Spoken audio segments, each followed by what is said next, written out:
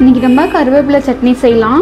அதுக்கு நான் வந்து ஒரு பாத்திரத்தில் ஃபஸ்ட்டு நல்லா வதக்கி எடுத்துக்க போகிறேன். கொஞ்சமாக ஒரு ஸ்பூன் போல் எண்ணெய் விட்டுருக்கேன். அதில் ஒரு 3/4 டீஸ்பூன் போல் நான் சீரகம் சேர்த்துக்கிறேன். சீரகம் கொஞ்சமாக பொரிஞ்சதும் அதே அளவுக்கு நான் உளுத்தம்பருப்பு சேர்த்துக்கிறேன். உங்கள்கிட்ட கருப்பு உளுத்தம்பருப்பு இருக்குது அப்படின்னா நீங்கள் அதை கூட சேர்த்துக்கலாம். இதெல்லாம் சேர்ந்து நல்லா பொரியட்டும். அதெல்லாம் பொரிஞ்சதும் நான் ஒரு 4 போல் பட்டை மிளகாய் எடுத்துக்கிறேன். நம்ம காரத்துக்கு தகுந்த மாதிரி எடுத்துக்கலாம். அந்த பட்டை மிளகாய் போட்டு ஒரு தடவை கலந்து விட்டுருங்க. கலர் மாற விட வேண்டாம். அதுக்கப்புறம் நான் சின்ன வெங்காயம் சேர்த்துக்கிறேன். ஒரு 10லேருந்து 15 சின்ன வெங்காயம். நீங்கள் பெரிய வெங்காயம் சேர்க்குறதுனா கூட கொஞ்சம் சின்னதாக கட் பண்ணிவிட்டு சேர்த்துக்கலாம். அது கூடவே ஒரு 5-6 போல் பூண்டும் சேர்த்துக்கலாம்.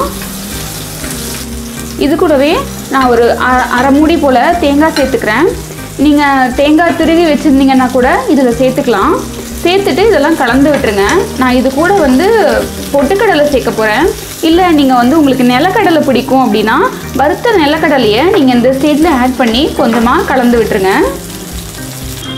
அதெல்லாம் நல்லா வதங்கினதும் நான் வந்து ஒரு 1.5 கைப்பிடி அளவுக்கு கருவேப்பிலை சேர்த்துக்கிறேன்.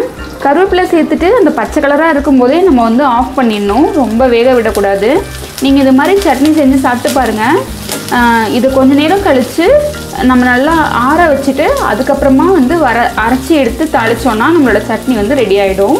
இது இட்லி, தோசை இல்லைன்னா சாதத்து கூட போட்டு கொஞ்சமாக எண்ணெய் விட்டு சாப்பிடக்கூட ரொம்ப நல்லாயிருக்கும். இது கொஞ்சம் நல்லா வந்து வதக்கி விட்டுட்டு நம்ம வந்து ஆஃப் பண்ணிடலாம் அடுப்பை.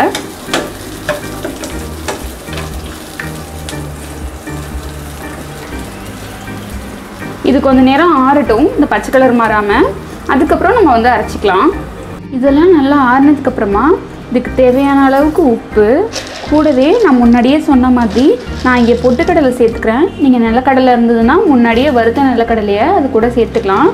இது கூட நம்மளுக்கு தேவையான அளவுக்கு கொஞ்சமாக வந்து புளி சேர்க்குறேன். நான் கொஞ்சமாக ஊற வச்சு சேர்த்துருக்கேன். நீங்கள் அப்படியே கூட இதில் சேர்த்துக்கலாம். இது எல்லாத்தையும் கொஞ்சமாக தண்ணி விட்டு மிக்சியில் நல்லா அரைச்சி எடுத்தோன்னா நம்மளோட சட்னி வந்து ரெடி ஆகிடும். அதுக்கப்புறம் தாளிச்சிக்கலாம்.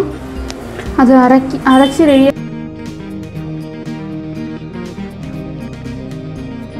ஆனதுக்கப்புறமா நான் கொஞ்சமாக வந்து எண்ணெய் வச்சு கடுகும் உளுத்தம்பருப்பும் தாளிச்சிக்க போகிறேன். கடுகு பொரிஞ்சதும் உளுத்தம்பருப்பு சேர்த்துக்கலாம். இதெல்லாம் கொஞ்சம் பொன்னிறமாக பொரிஞ்சு அது வந்ததுக்கப்புறமா நம்ம பட்டை மிளகாய் சேர்த்து மேலே ஆட் பண்ணிக்கலாம். இது பொரிஞ்சு வெடிக்க ஆரம்பிச்சிடுச்சு. நான் இது கூட பட்டை மிளகாய் சேர்த்துக்கிறேன். இதை எப்போ சட்னிக்கு மேலே ஆட் பண்ணிக்கலாம். அவ்வளோதாங்க, நம்மளோட கருவேப்பிலை துவையல் இல்லைன்னா சட்னி ரெடி ஆகிடுச்சு. இது வந்து நான் முன்னாடியே சொன்ன மாதிரி இட்லி, தோசை, சாதம் இது எல்லாத்துக்குமே ரொம்ப நல்லாயிருக்கும். ட்ரை பண்ணி பாருங்கள். பிடிச்சிருந்ததுன்னா எங்கள் சேனலுக்கு சப்ஸ்கிரைப் பண்ணுங்கள்.